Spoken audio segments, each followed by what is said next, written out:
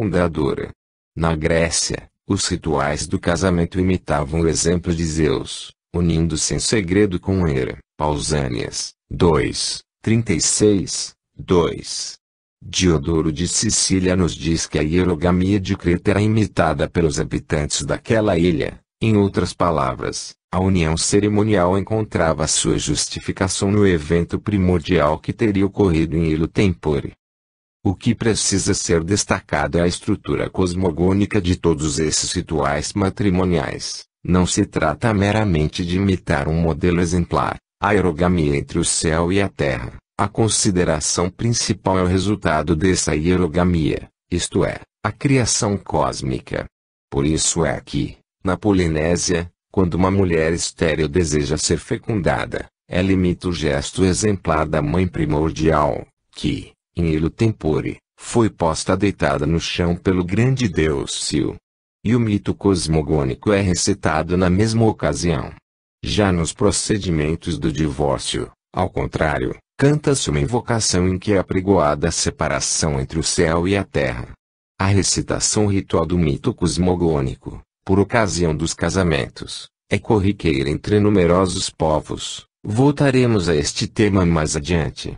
Por enquanto, pretendamos indicar apenas que o mito cósmico serve como modelo exemplar não apenas no caso dos matrimônios, mas também em qualquer outra cerimônia cujo propósito é a restauração da integridade total. Por isso é que o mito da criação do mundo é recitado em conexão com as curas, a fecundidade, o nascimento de uma criança, as atividades agrícolas, e assim por diante. Antes de mais nada, a cosmogonia representa a criação. Deméter deita-se com Jasão no campo recém-semeado, no começo da primavera. Odisseia, v. 125. O significado dessa união é bastante claro. Ele contribui para promover a fertilidade do solo, a prodigiosa explosão das forças de criação telúrica. Essa prática era comparativamente frequente, até o século passado, nas regiões norte e central da Europa, testemunhando os vários costumes de união simbólica entre os casais nos campos. Na China, os jovens casais saíam na primavera e uniam-se na grama, de modo a estimular a regeneração cósmica e a germinação universal. Na verdade, cada união humana tem seu modelo e sua justificação na hierogamia, na união cósmica dos elementos. O livro 4 do Li Shi, o Yueling Livro dos Regulamentos Mensais, especifica que suas esposas devem apresentar-se ao imperador para coabitar com ele, no primeiro mês da primavera, quando o trovão é ouvido. Desse modo, o exemplo cósmico é imitado pelo soberano e por todo o seu povo. A união marital é um ritual perfeitamente integrado com o ritmo cósmico, e validado por essa integração. Todo o simbolismo paleoriental do casamento pode ser explicado por meio de modelos celestiais. Os sumérios celebravam a união dos elementos no dia de Ano Novo. Através de todo o Oriente primitivo, o mesmo dia adquiriu sua fama não só por causa do mito da hierogamia, mas também pelos rituais de união do rei com a deusa. É no dia de Ano Novo que Stardate contamos, e o rei reproduz essa hierogamia mítica, consumando uma união ritual com a deusa, isto é, com a escrava do templo, que a representa na terra, numa câmara secreta do templo, onde fica a cama nupcial da deusa. A união divina garante a fecundidade terrena. Quando Ninlil deita-se com Enlil, a chuva começa a cair.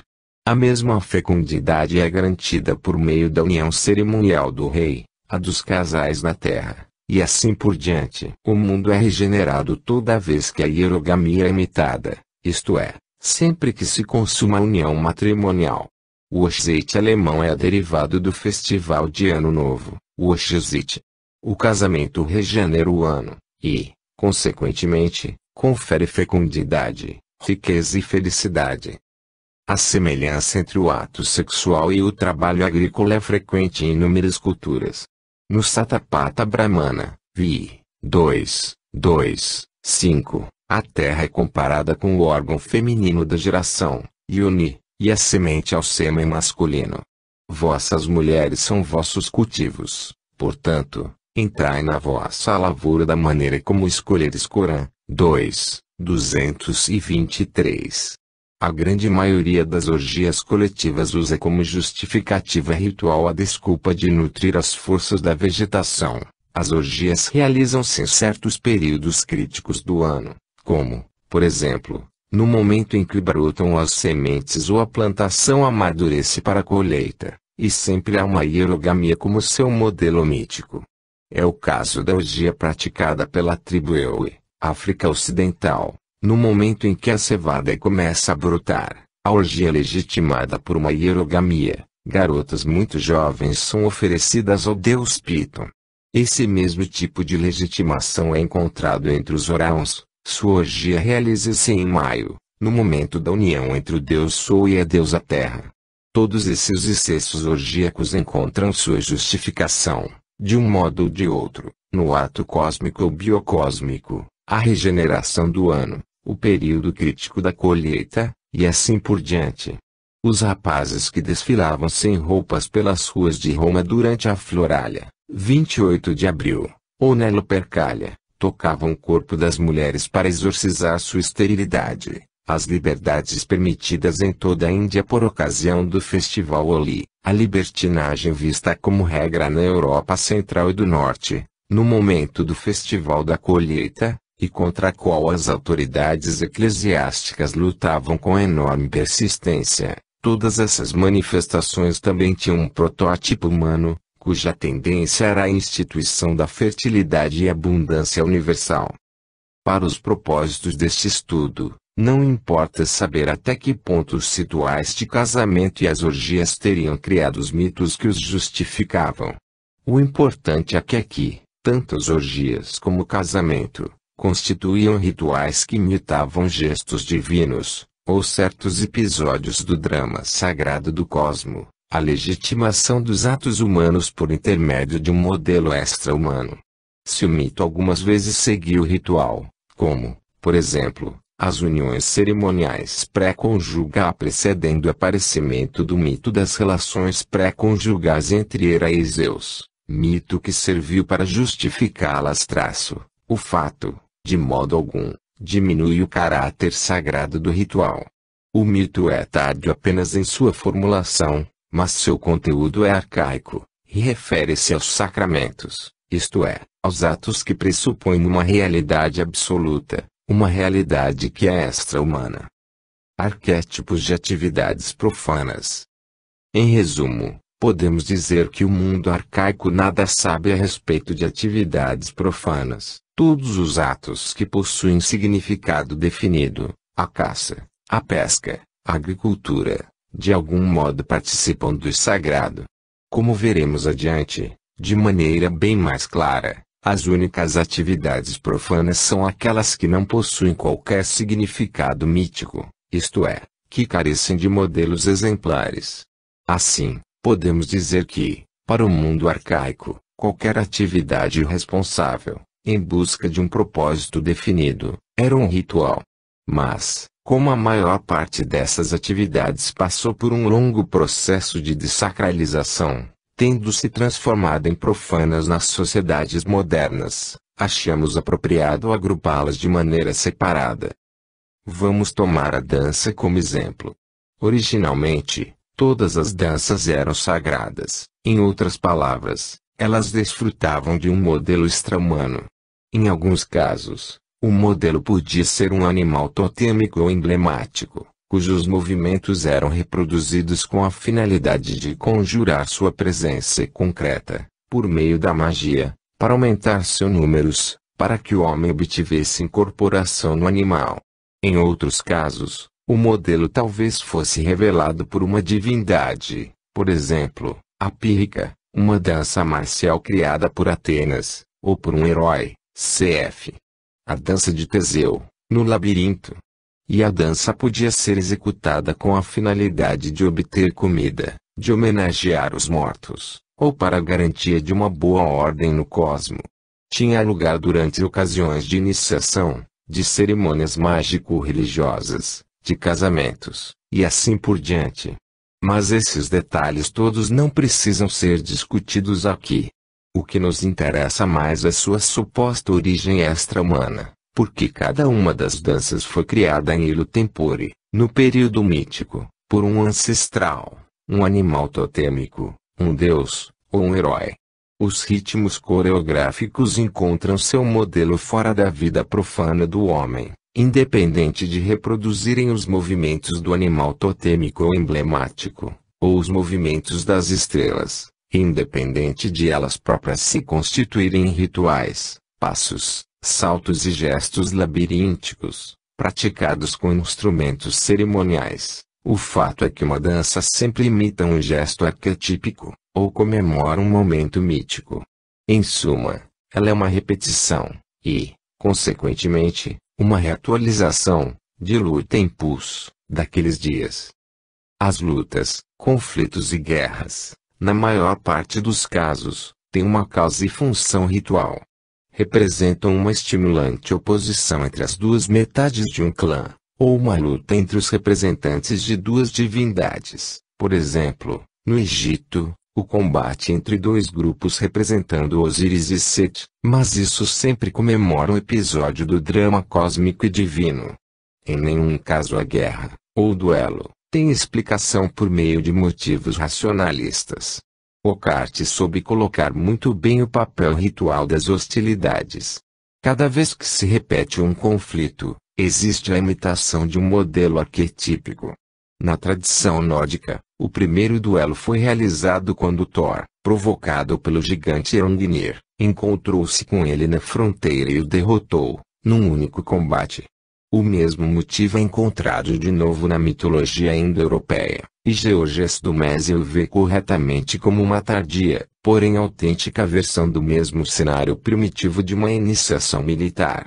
Os jovens guerreiros tinham de reproduzir o combate entre Thor e Hrungnir. Na verdade, essa iniciação militar consiste de um ato de coragem, cujo protótipo mítico é a matança de um monstro de 3 cabeças. Os delirantes Berserkir, guerreiros ferozes, alcançavam precisamente a condição de fúria sagrada, Ut, menos, furor, do mundo primordial. A cerimônia indiana de consagração de um rei, a Rajasuya, é apenas a reprodução terrena da primitiva consagração que Varuna, o primeiro soberano, realizou em seu próprio benefício, conforme o Brahman a repete de modo incessante. Através de toda a exegese ritual, encontramos a reiteração cansativa, porém instrutiva, de que, se o rei faz este ou aquele gesto, é porque, na aurora dos tempos, no dia de sua consagração, Varuna fez o mesmo gesto. E esse mecanismo pode ser encontrado em todas as outras tradições, até onde permite a documentação disponível.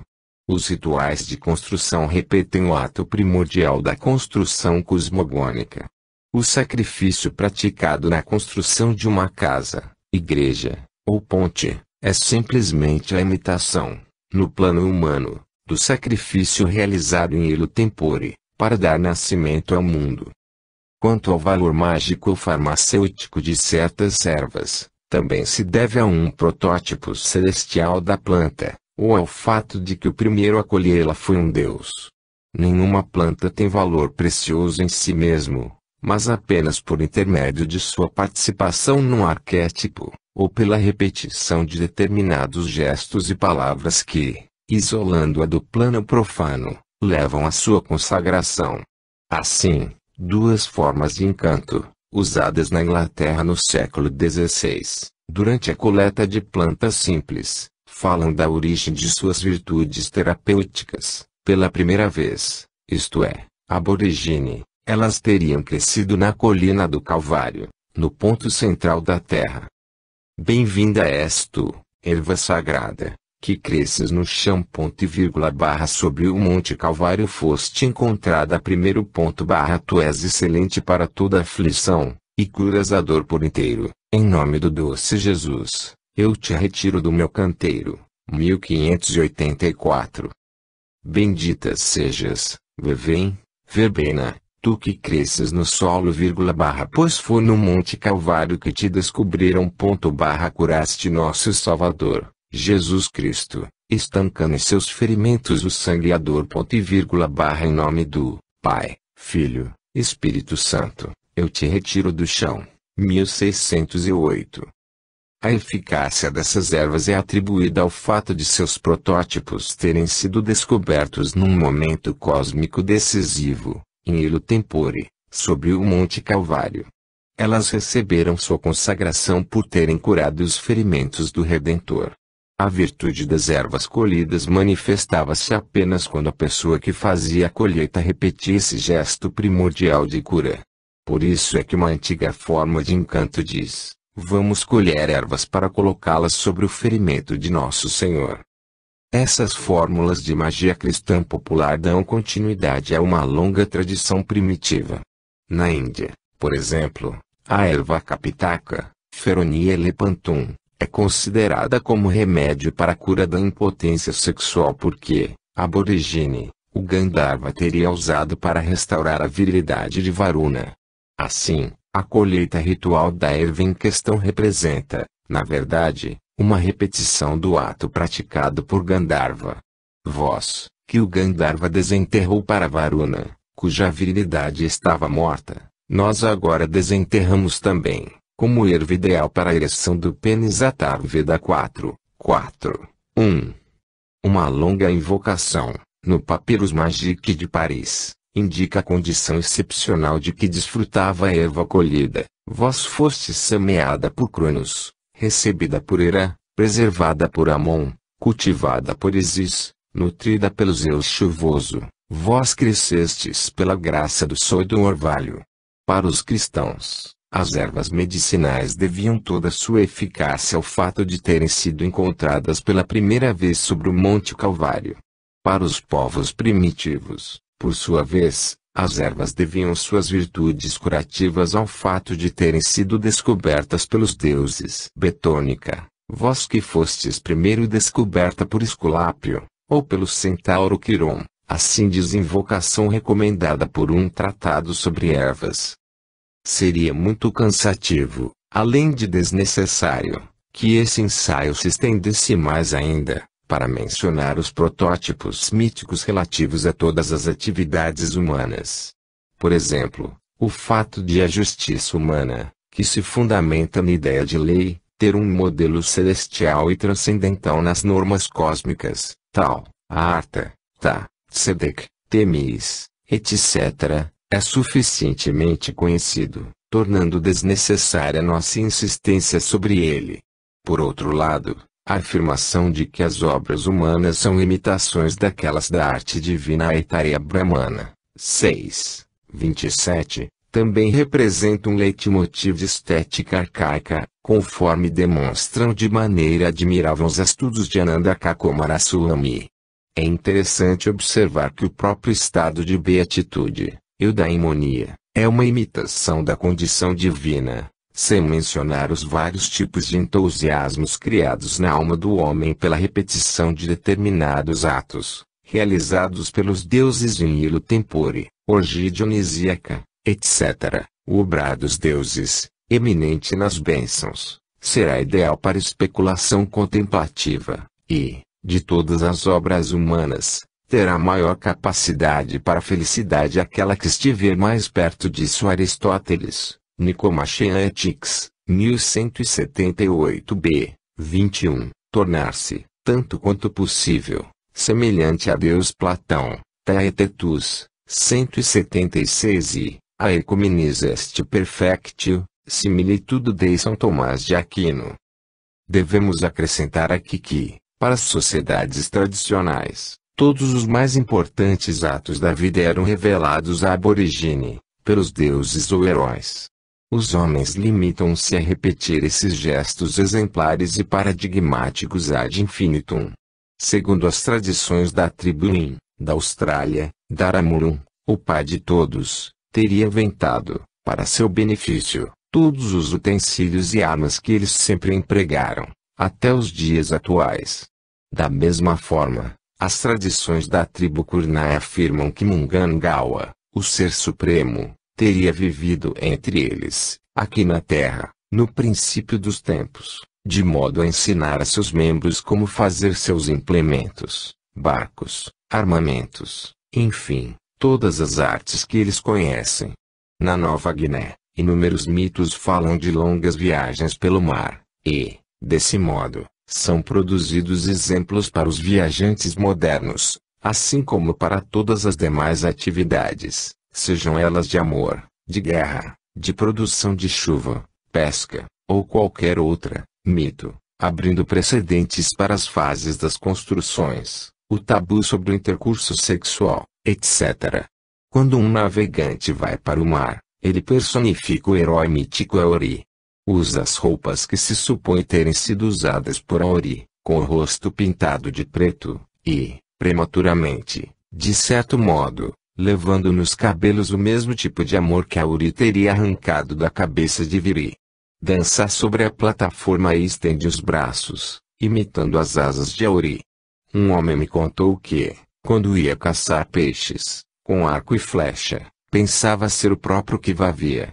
De fato, não implorava pelo favor e ajuda de Kivavia, mas identificava-se pessoalmente com esse herói mítico. Esse mesmo simbolismo de precedentes míticos pode ser encontrado em outras culturas primitivas. Com respeito aos índios Karuk, da Califórnia, J. P. Arrington escreve: tudo que os Karuk faziam era realizado porque se acreditava que os Ixareaves tinham dado o exemplo, nos tempos históricos. Os Ixareaves eram o povo que existia na América antes da chegada dos indígenas. Os Karuk modernos, hoje inseguros quanto às suas próprias tradições, traduzem determinadas expressões primitivas usando palavras como os príncipes, os chefes, ou os anjos. Esses Ixareaves, teriam permanecido com os Karuk o tempo suficiente para ensiná-los, e dar início a todos os costumes, dizendo-lhes, repetidamente, que os humanos farão o mesmo. As mesmas práticas e ditados ainda se repetem nas fórmulas medicinais dos Karuk. O curioso sistema de comércio ritual, o potlatch, que encontramos na região noroeste do continente americano, e ao qual Marcel Mauss dedicou um estudo bastante conhecido, nada mais é do que a repetição de uma prática introduzida, nos tempos míticos, pelos ancestrais dos povos que ali vivem. E seria muito fácil multiplicar os exemplos. Mitos e história. Cada um dos exemplos citados no presente capítulo revela a mesma concepção ontológica primitiva. Um objeto ou um ato torna-se real apenas enquanto serve para imitar ou repetir um arquétipo. Assim, a realidade é alcançada unicamente por intermédio da repetição ou da participação. Tudo que carece de um modelo exemplar é insignificante, isto é, está destituído de realidade.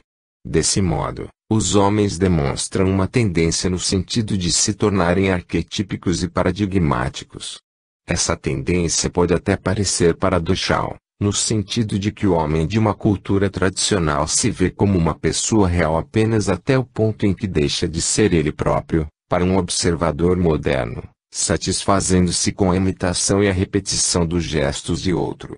Ou seja, ele se vê como uma pessoa real, isto é, como ele próprio de verdade, apenas e unicamente até o ponto em que deixa de ser isso.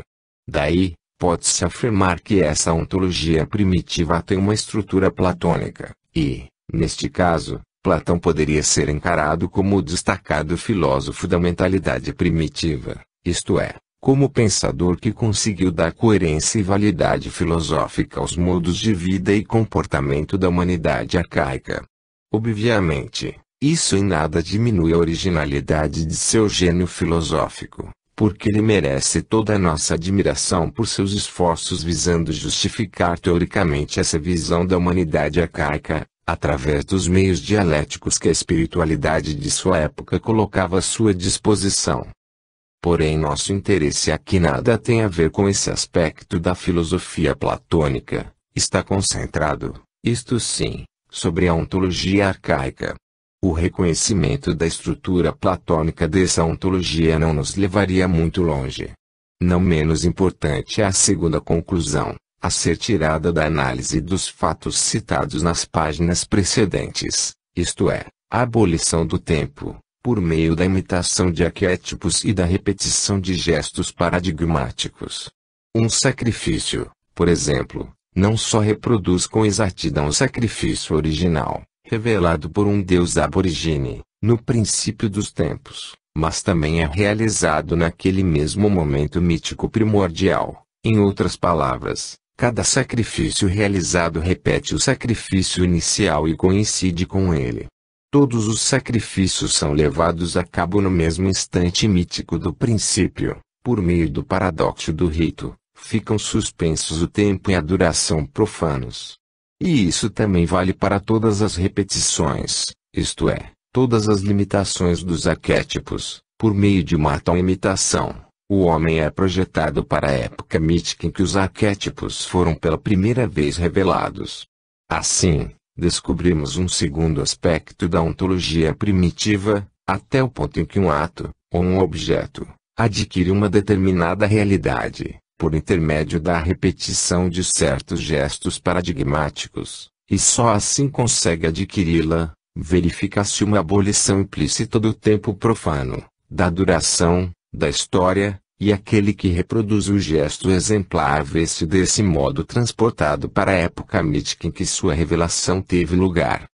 Naturalmente, a abolição do tempo profano e a projeção do indivíduo para o tempo mítico só acontecem nos períodos essenciais, isto é, naqueles em que o indivíduo de fato é ele próprio, por ocasião de rituais ou atos importantes, alimentação, geração, cerimônias, caça, pesca, guerra, trabalho.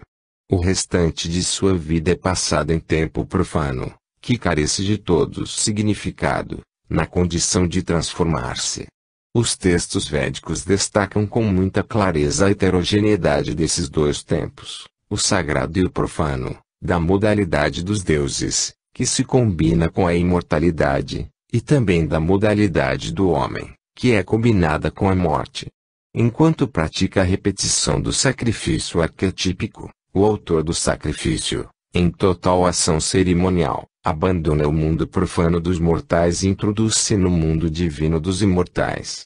De fato, ele próprio declara isso, com as seguintes palavras: eu alcancei o céu, os deuses, eu me tornei imortal. Taittiriya Samhita 1, 7, 9.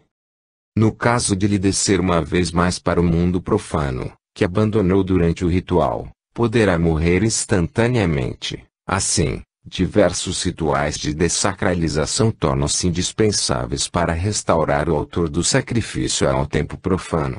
A mesma coisa se aplica no caso da união sexual cerimonial. O indivíduo deixa de viver num tempo profano e sem significado, já que está procedendo à imitação de um arquétipo divino: eu sou o céu, tu és a terra, etc.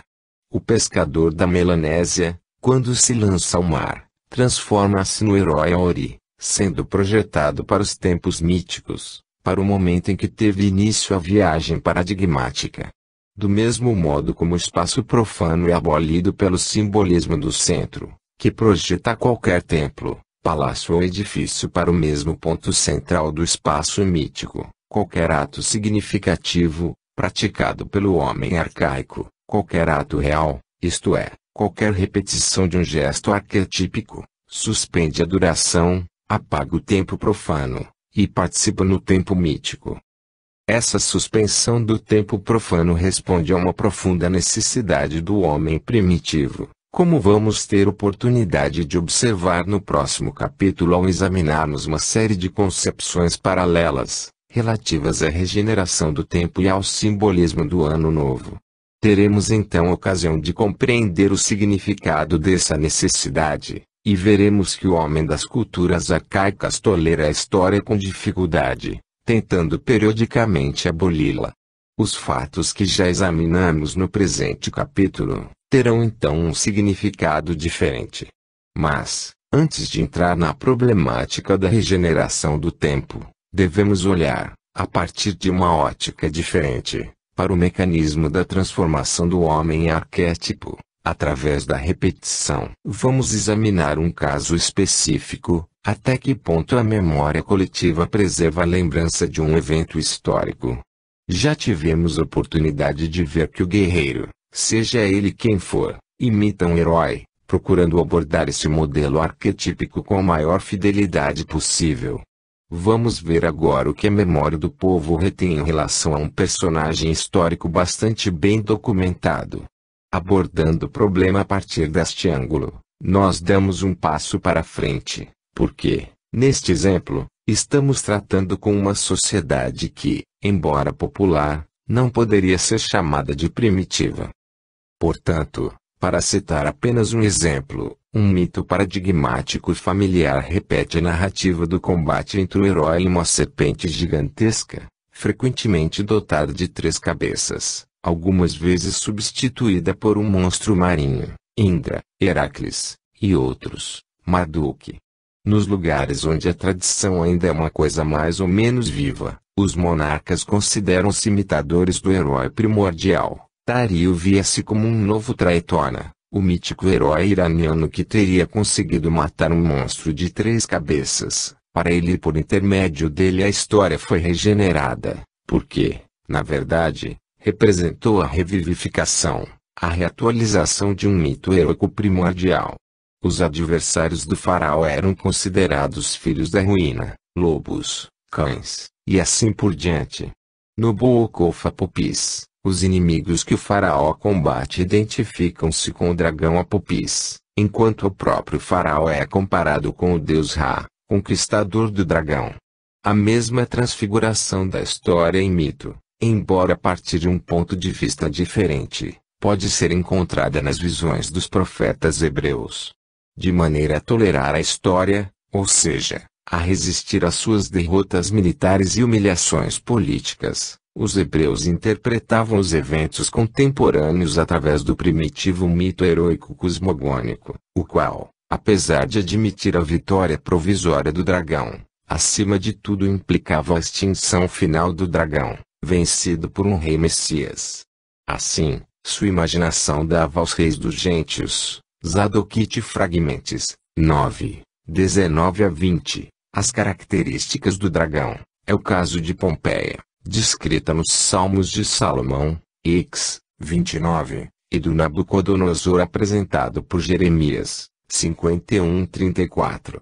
E, no Testamento de Azer, vi, 3, o Messias mata o dragão embaixo d'água, cf.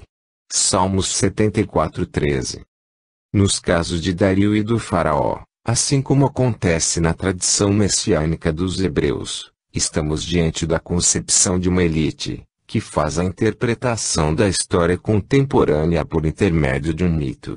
Uma série de episódios contemporâneos recebe uma articulação e uma interpretação que se conforma com o modelo atemporal do mito heróico.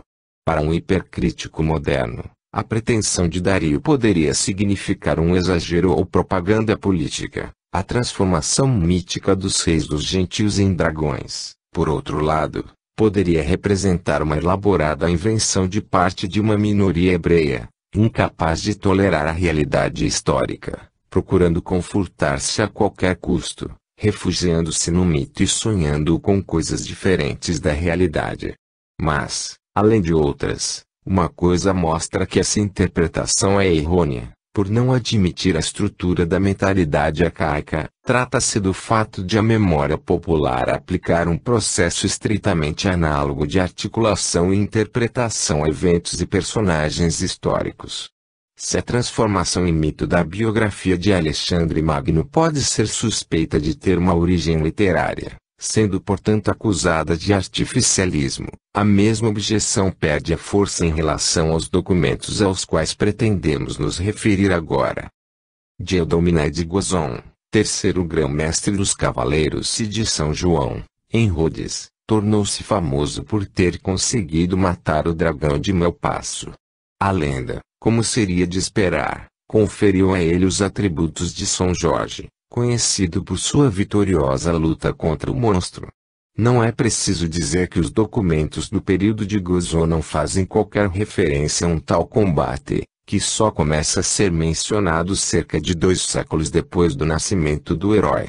Em outras palavras, pelo simples fato de ter sido considerado como herói, Gozon foi identificado com uma categoria, um arquétipo que, desprezando por completo as suas conquistas reais, o equipou com uma biografia mítica, a partir da qual era impossível omitir o combate com o monstro do mundo dos répteis.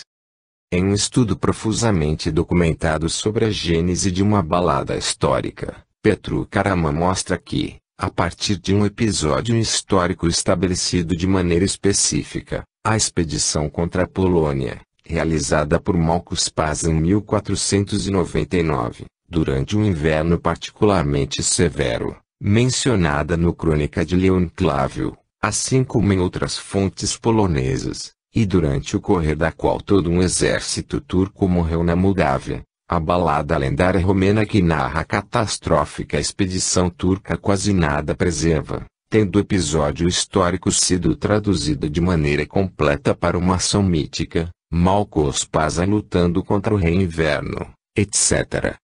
A mitificação de personagens históricos manifesta-se da mesmíssima forma na poesia heroica iugoslava. Marko Kraljevic, protagonista de um épico iugoslavo, tornou-se famoso por sua coragem durante a segunda metade do século XIV. Sua existência histórica é inquestionável, e até sua data de falecimento é conhecida, 1394.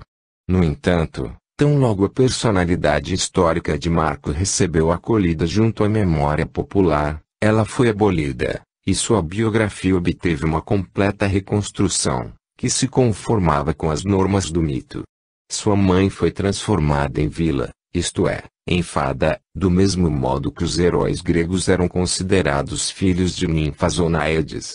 Sua mulher também é considerada uma vila, e ele a conquista por meio de um estratagema, tomando todo o cuidado para esconder-lhe as asas, para que ela não as encontre e voe para longe, abandonando-o como, aliás, acontecem certas variações da narrativa lendária, depois do nascimento do primeiro filho dos dois. Marco luta contra um dragão de 3 cabeças e o mata, segundo o modelo arquetípico de Indra, Traetona, Heracles, e outros. De conformidade com o mito dos irmãos inimigos, ele também luta contra seu irmão Andrija, e o mata. Os anacronismos são abundantes no ciclo de Marco, assim como em outros ciclos épicos arcaicos. Marco, que, como já vimos, morreu em 1394, é apresentado algumas vezes como amigo, e outras como inimigo de Jornunadi, que se destacou nas guerras contra os turcos, por volta de 1450. É interessante observar que esses dois heróis são apresentados juntos, nos manuscritos das baladas épicas do século XVII, isto é, 2 séculos depois da morte de Hunyadi. Nos poemas épicos modernos, os anacronismos são muito menos frequentes. Os personagens celebrados neles ainda não tiveram tempo de ser transformados em heróis míticos. O mesmo prestígio mítico glorifica outros heróis da poesia épica iugoslava. Vukašin e Novak casam-se com vilas. Vuk, o dragão déspota, luta contra o dragão de Jastrebac, e consegue transformar-se também em dragão. Tendo reinado na Sirmia, entre 1471 e 1485, Vuk vem em socorro de Lazar e Milica, que tinham morrido cerca de um século antes. Nos poemas cuja ação está centralizada sobre a primeira Batalha de Kosovo, 1389, aparecem pessoas que já tinham morrido pelo menos 20 anos antes, Vukašin, por exemplo, ou que só acabaria morrendo cerca de um século depois, como Ercegstepan.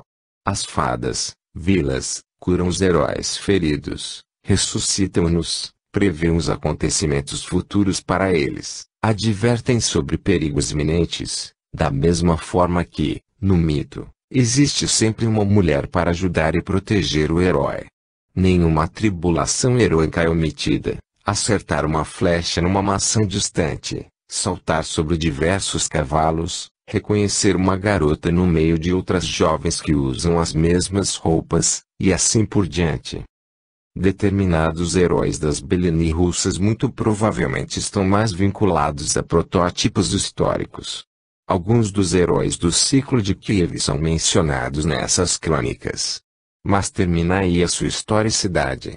Não podemos sequer determinar se o príncipe Vladimir, que se encontra no núcleo central do ciclo de Kiev, seria Vladimir I, que morreu em 1015, ou Vladimir II, que reinou de 1113 a 1125. Quanto aos grandes heróis das Beleni deste ciclo, Sviatogor, Mykola e Volga, os elementos históricos preservados em suas pessoas e aventuras representam quase nada. Acabam por se tornar indistinguíveis dos heróis de mitos e contos folclóricos. Um dos protagonistas do ciclo de Kiev, Dobrina Nikitich, que algumas vezes aparece nas Beleni como sobrinho de Vladimir, deve sua fama principal a um episódio meramente mítico. Ele mata um dragão de 12 cabeças. Outro herói das Beleni, São Miguel de Potuca, mata um dragão que está a ponto de devorar uma garota, trazida a ele como oferenda. Até certo ponto, estamos testemunhando aqui a metamorfose de uma figura histórica e herói mítico.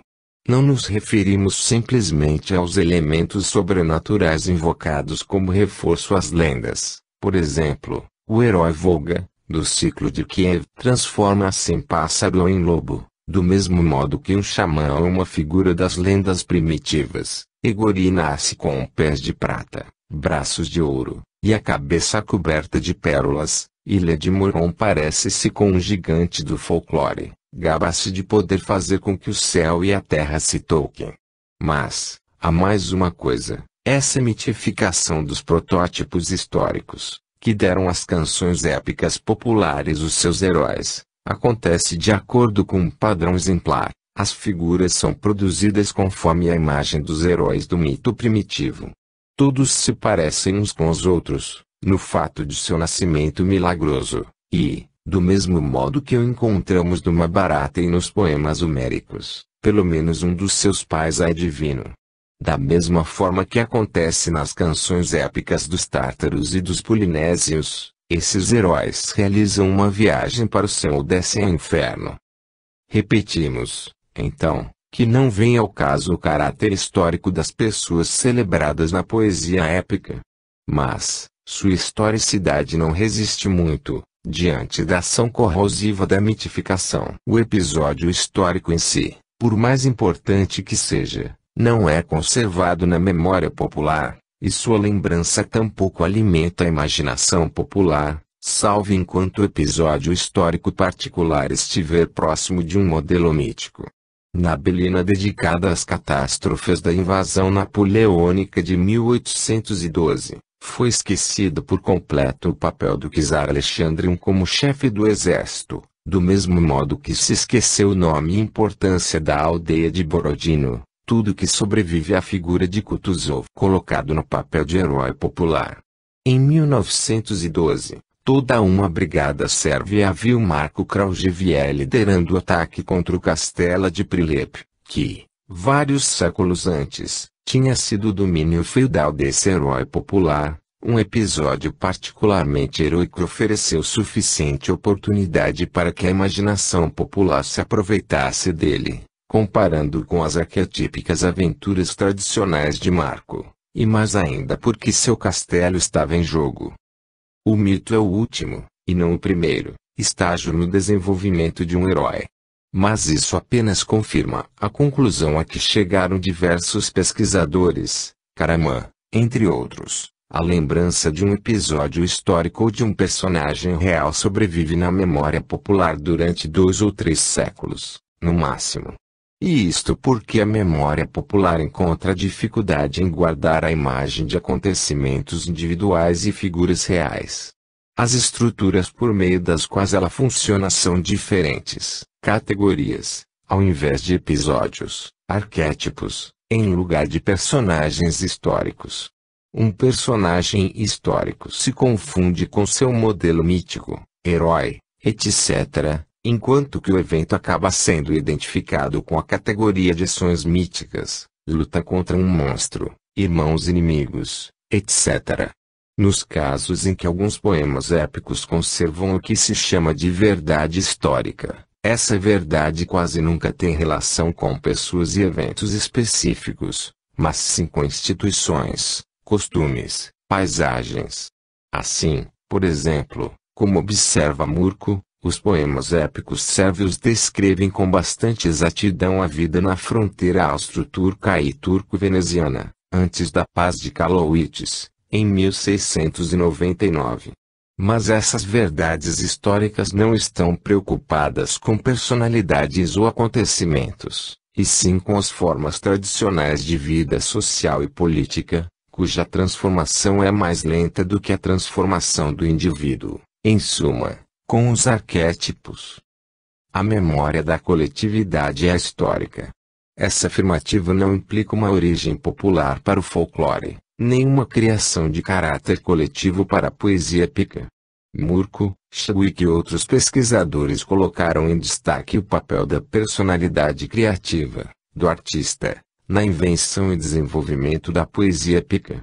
Nada mais pretendemos dizer, a não ser que, a parte da origem dos temas folclóricos e do maior ou menor grau de talento encontrado nos criadores da poesia épica, a memória dos eventos históricos é modificada, depois de 2 ou 3 séculos, e de tal maneira que pode encaixar-se na matriz da mentalidade arcaica, a qual não consegue aceitar aquilo que é individual, preservando apenas o que é exemplar.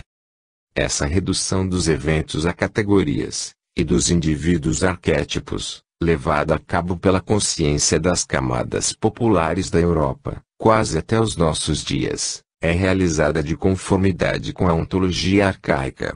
Poderíamos dizer que a memória popular devolve ao personagem histórico dos tempos modernos o seu significado como imitador do arquétipo, além de reprodutor dos gestos arquetípicos, um significado sobre o qual os membros das sociedades arcaicas sempre estiveram e continuam conscientes, conforme demonstram os exemplos citados neste capítulo, mas que foram esquecidos por personagens como Jean Domingue Guzon ou Marco Kraujevier.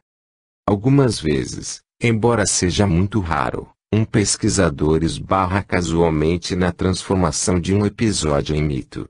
Pouco antes da última guerra, o folclorista romeno Constantin Brailoiu teve oportunidade de registrar uma admirável balada numa aldeia de Maramureş. Seu tema era uma tragédia de amor. O jovem pretendente tinha sido enfeitiçado por uma bruxa das montanhas, e alguns dias antes de se casar, a bruxa, motivada pelo ciúme, o empurrara de cima de um penhasco. No dia seguinte, os pastores tinham encontrado seu cadáver e, preso nos galhos de uma árvore, o seu chapéu. Haviam carregado o corpo de volta para a aldeia, e a noiva viera ao encontro da comitiva. Ao se deparar com o cadáver do noivo, ela lançou um lamento fúnebre, repleto de alusões mitológicas, um texto litúrgico de beleza rústica e pura. Esse era o conteúdo da balada folclórica. Durante o processo de registro das variações que conseguiu encontrar, o folclorista tentou descobrir qual teria sido o período em que ocorrera a tragédia. Todos respondiam que se tratava de uma história muito antiga, acontecida há muito tempo. No entanto, ao insistir em suas pesquisas, ele descobriu que o episódio ocorrera menos de 40 anos antes. E chegou inclusive a ficar sabendo que a heroína ainda estava viva. Foi procurá-la, para ouvir a história contada por ela mesma. Na verdade, era uma tragédia bastante comum. Uma noite, o noivo tinha escorregado e caído de cima de um penhasco, e não morrera no mesmo instante. Tinha sido levado para a aldeia, onde viera a falecer logo depois. Durante o enterro, a noiva, juntamente com as outras mulheres da aldeia, tinha repetido os costumeiros lamentos rituais fúnebres, sem qualquer menção a uma bruxa das montanhas. Assim, mesmo na presença da testemunha principal, poucos anos tinham sido suficientes para erradicar toda a autenticidade histórica do episódio, transformando num relato lendário, a bruxa ciumenta, o assassinato do jovem noivo, a descoberta do cadáver, os lamentos repletos de temas mitológicos, cantados pela noiva enlutada. Quase todas as pessoas que viviam na aldeia tinham sido testemunhas do fato histórico autêntico, mas esse fato, como tal, não bastava para satisfazê-las. A trágica morte de um jovem, às vésperas de seu casamento, era algo bem diferente de uma simples morte por acidente. Tinha um significado oculto, que só poderia ser revelado graças à sua identificação com a categoria de um mito. E a mitificação do acidente não tinha parado na criação de uma balada folclórica. As pessoas contavam a história da bruxa ciumenta mesmo ao falar livremente, de maneira prosaica, sobre a morte do rapaz. Quando o folclorista chamou a atenção dos aldeões para a versão autêntica da história, eles responderam que a velha mulher tinha se esquecido dos pormenores, que seu profundo pesar quase destruíra sua mente. Para eles, era o mito que contava a verdade, a história verdadeira já se havia transformado apenas em falsificação. Além do mais, não seria o mito ainda mais verdadeiro por permitir que a história real adquirisse um significado mais rico e profundo, revelando um destino trágico. O caráter histórico da memória popular, a incapacidade da memória coletiva no sentido de reter os episódios e os indivíduos históricos, exceto enquanto os transforma em arquétipos, isto é, enquanto anula todas as suas peculiaridades históricas e pessoais, levanta uma série de novos problemas, que nos vemos obrigados a colocar de lado, por enquanto. Mas, neste ponto, sentimos-nos no direito de perguntar a nós mesmos se a importância dos arquétipos para a consciência do homem arcaico, e a incapacidade da memória popular no sentido de reter qualquer coisa exceto os arquétipos, não nos estariam revelando algo mais, além da resistência à história manifestada pela espiritualidade tradicional, se essa lacuna mnemônica não revelaria a transitoriedade, ou pelo menos o caráter secundário da individualidade humana como tal, daquela individualidade cuja espontaneidade criativa, em última análise, constitui a autenticidade e irreversibilidade da história. De qualquer maneira, é interessante que, por um lado, a memória popular se recusa a preservar os elementos pessoais e históricos da biografia de um herói, enquanto que, por outro, as mais elevadas experiências místicas implicam uma elevação final do Deus pessoal ao Deus extrapessoal. A partir deste ponto de vista, seria instrutivo comparar os conceitos de vida após a morte, elaborados por várias tradições. A transformação da pessoa morta em um ancestral corresponde à fusão do indivíduo numa categoria arquetípica. Em diversas tradições, na Grécia, por exemplo, as almas dos mortos comuns já não possuem uma memória, isto é, elas perdem aquilo que se poderia chamar de sua individualidade histórica. A transformação dos mortos em espíritos, e assim por diante, num certo sentido significa a sua reidentificação com o arquétipo impessoal do ancestral. É bastante fácil compreendermos o fato de, na tradição grega, só os heróis preservarem sua personalidade, isto é, sua memória, depois da morte, por não ter realizado quaisquer ações que não eram exemplares, durante sua vida na Terra. O herói retém a lembrança delas, já que, a partir de uma certa ótica, essas ações eram impessoais. Deixando de lado os conceitos de transformação dos mortos em ancestrais, e olhando para o fato de a morte representar o ato conclusivo da história do indivíduo, ainda nos parece bastante natural que a memória post-mortem daquela história seja limitada, ou, em outras palavras, que a lembrança das paixões, dos episódios, de tudo que tem relação com o indivíduo, falando de maneira estrita, chegue a um fim, num determinado momento de sua existência após a morte. Com relação à objeção de que uma sobrevivência impessoal equivale a uma morte real, já que apenas a personalidade e a lembrança vinculadas de duração e a história podem ser chamadas de sobrevivência, ela só tem validade a partir do ponto de vista de uma consciência histórica. Em outras palavras, a partir da ótica do homem moderno, pois a consciência arcaica não dá importância às memórias pessoais. Não é fácil definir o que poderia significar uma tal sobrevivência da consciência impessoal, muito embora certas experiências espirituais nos permitam algumas pistas. O que é pessoal e histórico nas emoções que sentimos quando ouvimos, por exemplo, a música de Bach, na atenção necessária para a solução de um problema matemático, na lucidez concentrada que se pressupõe no exame de qualquer questão filosófica. Até o ponto em que permite deixar-se influenciar pela história. O homem moderno sente-se diminuído pela possibilidade dessa sobrevivência impessoal. No entanto, o interesse nos aspectos irreversível e novo da história é uma recente descoberta na vida da humanidade. Pelo contrário, a humanidade arcaica, como se vai ver adiante, defende-se, até quase o limite de suas forças, contra toda a novidade e a irreversibilidade que a história subentende. 2. A regeneração do tempo. Ano novo, cosmogonia. Os rituais e crenças que aqui agrupamos sob o título regeneração do tempo permitem uma variedade infinita, e não temos ilusão alguma quanto à possibilidade de encaixá-los num sistema coerente e unificado. De qualquer modo, o presente ensaio não requer uma exposição de todas as formas que essa regeneração assume, nem uma análise morfológica e histórica sobre elas.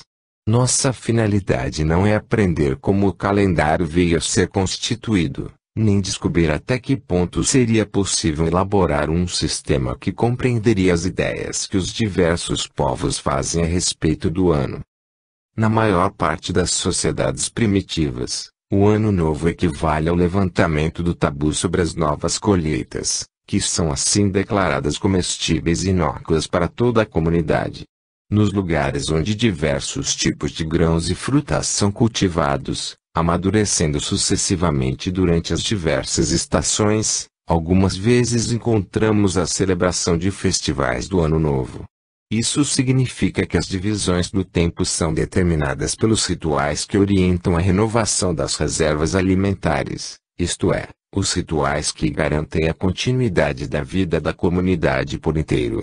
Isso não justifica qualquer conclusão de que esses rituais seriam meros reflexos da vida econômica e social. Nas sociedades tradicionais, os aspectos econômicos e sociais tinham um significado completamente diferente daquele que lhes dão os modernos europeus. A adoção do ano solar como unidade de tempo é de origem egípcia.